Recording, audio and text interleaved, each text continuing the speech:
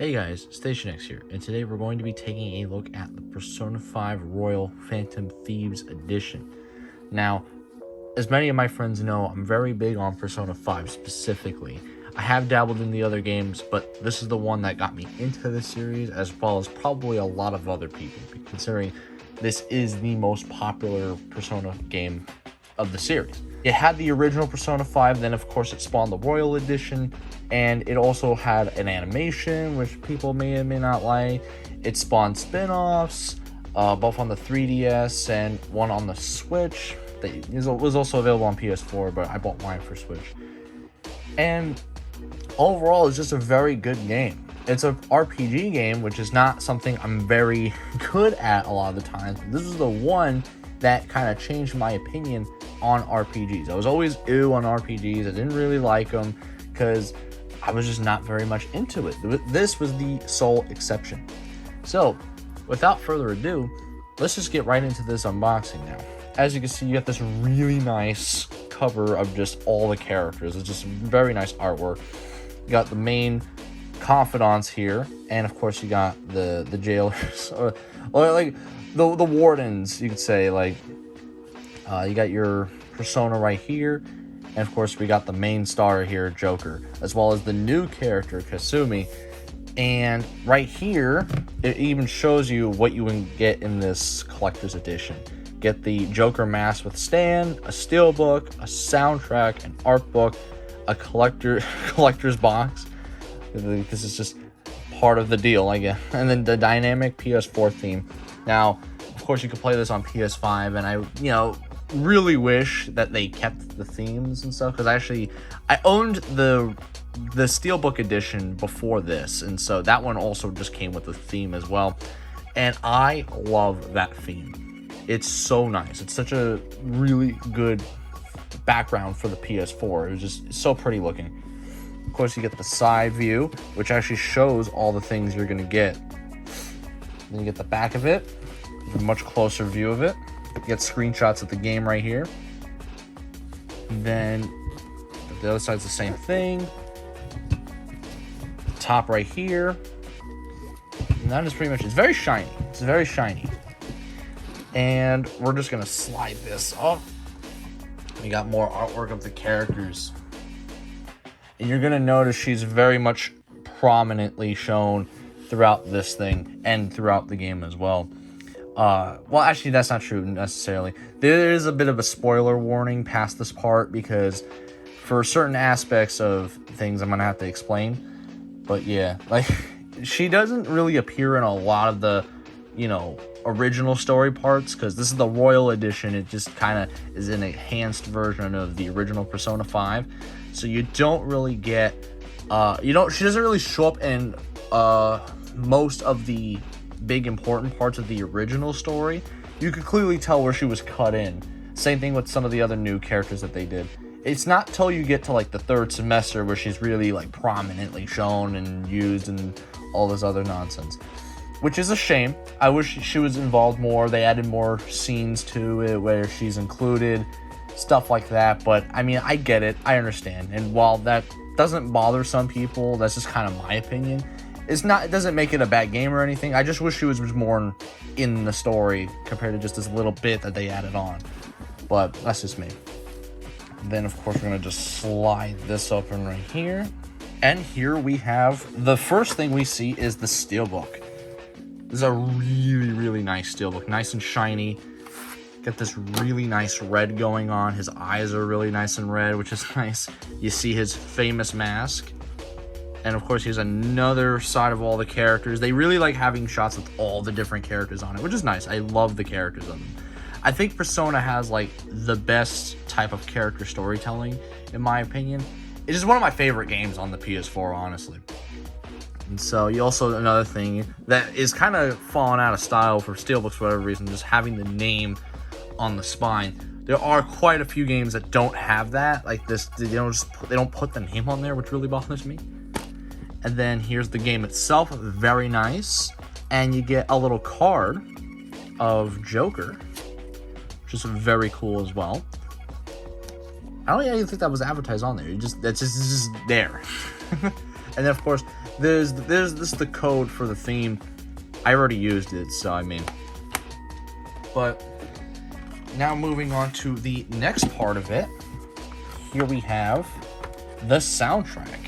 Of course, because of this nice little plastic sleeve thing. It's not an actual CD like case or anything, but there's a CD in here, and it's mostly the new songs. This is very much themed on the newer parts of the game. That's gonna feature both in the art book and in the soundtrack itself. These are all the new songs that you're gonna get. And that's because they already done a special edition for the original, so redoing the same stuff would make no sense. But yeah, this is a really nice soundtrack, and the music for Persona 5 is just out of this world, and Royal makes no exception. They just continue that trend. Removing this bit off, you get the Persona 5 art book, which the original Persona 5 art book is really nice. So the Royal one is really nice as well. I mean, this right here, honestly, like, I know this is Kasumi's third tier Persona, but it just, the way the blue is, it just kind of reminds me of Persona 3 in a sense. I don't know if that's just me, but yeah, because Persona, they each, from Persona 3 onward, each one had like a specific color theme. Persona 3 was blue, Persona 4 was yellow, and Persona 5 is red. So that's just kind of the vibe it gives me with that. Of course, you got the back saying Persona 5 Royal right here. Just show it like this. Like, that's just beautiful right there. I very much enjoy that. And if you've seen my previous video of the Metroid Dread unboxing, you know that, like, I very much like art books.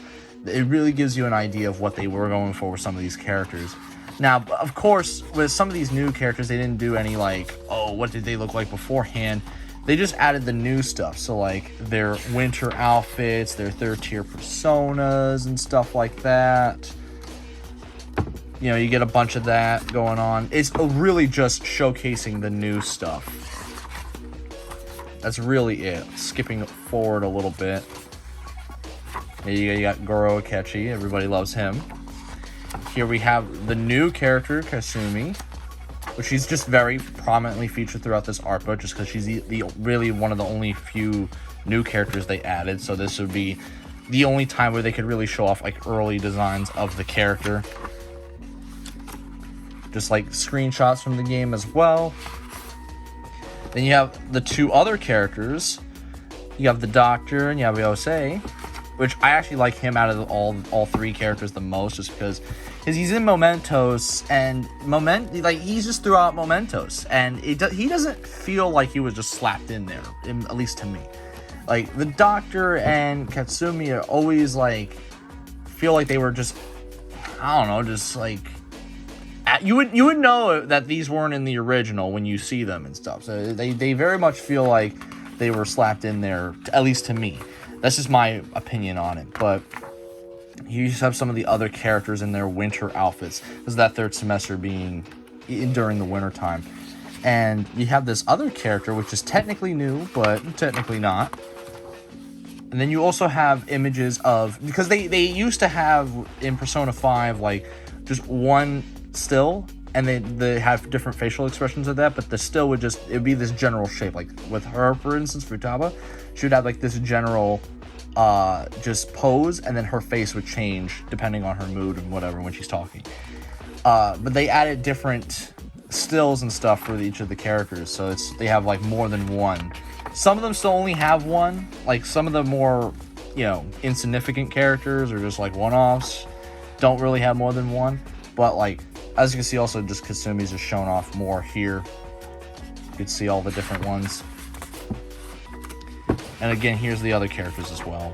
But yeah, that's pretty much just, the book is just pretty much showing off all the different new things, new icons, new areas, all the new stuff added. And so yeah, that's pretty much it for the art book. The last thing that I want to show, which is the last thing in this box, is the mask. Now, this is actually what the box comes in, but actually I already opened this because I bought this a while ago and I really bought it pretty much primarily for the mask itself. And here it is. it comes with this really lovely stand. And also, this thing comes with a strap so that you could actually wear this as a mask. Like, it's a legit mask. It's not just for show. You can wear this. I have a big head, so this ain't gonna fit me. But, you know, you also get this nice, lovely stand, which comes in 2 pieces. Which, if I could take it out...